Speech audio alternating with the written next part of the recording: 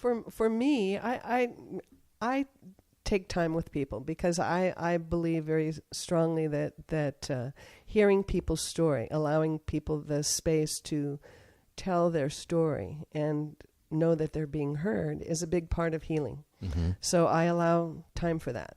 And so there's, for me, in my first treatments with people, it is, hearing your story. So yes, you filled out intake forms, but then it's also just delving in a little bit more deeply into that and finding out, just refining from my point of view, from the Chinese point of view about that. And if I could just jump in, that was another thing that really stood out to me the first time I went to you and subsequently. And I would tell my friends this when I would be saying you need to go to acupuncturist. One of the things I would say is, she's not just trying to rush me in and out.